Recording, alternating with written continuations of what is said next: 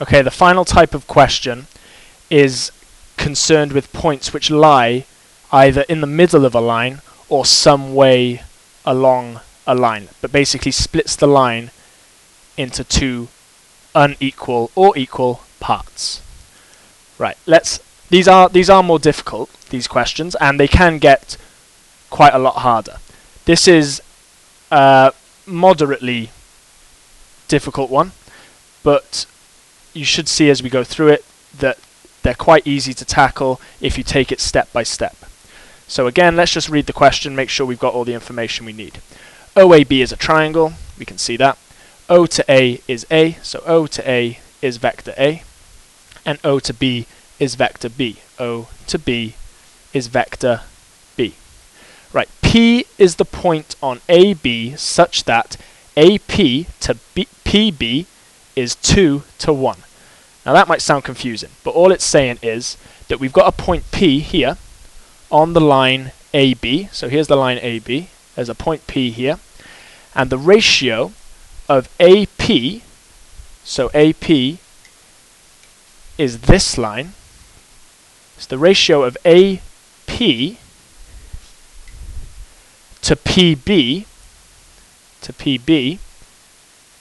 is 2 to 1. And what that means is, let's say that that is length 1, then this is going to be length 2. Basically, A to P is twice as long as P to B.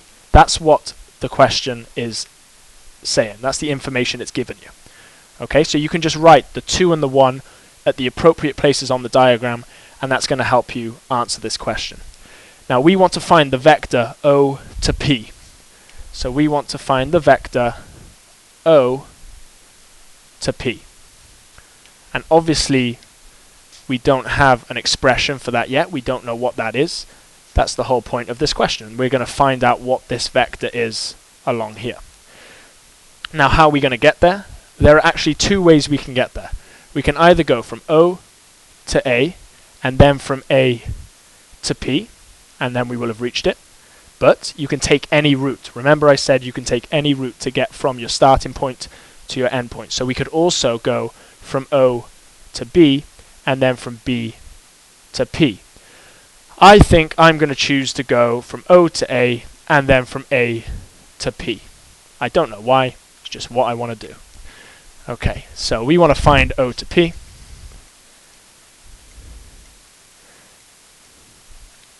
And I know that to get from O to P, I'm going to go from O to A.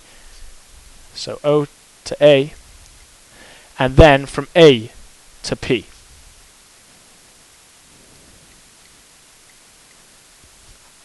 Now, I know what O to A is because that's given to me in the question. I know that that's just vector A. That's easy. But A to P, we don't know that either. We don't know what A to P is. But we do know that it's 2/3 of the entire line. Okay? Because if that is length 2 and that is length 1, then altogether AB has a length of 3 and AP has a length of 2.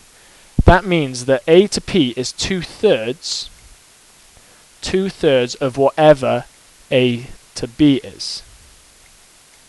So now what that means though is we have to work out what A to B is. Let's do that in another color over here. So A to B, I don't know what this is yet. I don't know what this vector is from A to B, but I can find it by going a different route. So I can find it by going from A to O and then from O to B. So A to B is A to O plus O to B. A to O is going opposite the arrow. Okay, so it's minus A, and O to B is just B. Okay, so A to B is just minus A plus B. We could also write it as B minus A, just by reversing the order of these two letters. So now I know that A to b is b minus a. I can put that in my expression over here. So I've still got the a there. And now I've got 2/3 of ab. Now a to b is b minus a. Now obviously I'm going to need to simplify this because I've got an a here and an a here, and I don't like that. I like to get all the like terms together. So I'm going to have to expand these brackets. So I've got 2/3 of b, 2/3 times b, and 2/3 times minus a gives me minus 2/3 of a. Okay. Now, let's put that equal sign over there. A is the same as 3/3 of a. And the reason I've done that is so that we can collect the a's together. I've made fractions with the same denominator. So 3/3 of a, take away 2/3 of a. Well, 3/3 take away 2/3 is 1/3 of a. And the b's, there's no other b's to add on or take away, so it's just 2/3 of b. And that's my answer. The vector from O to P is 1/3. Whoops, that's a bit of a weird 3, excuse me. 1/3 of A plus 2/3 of B. That's the vector from O to P. So I've answered the question.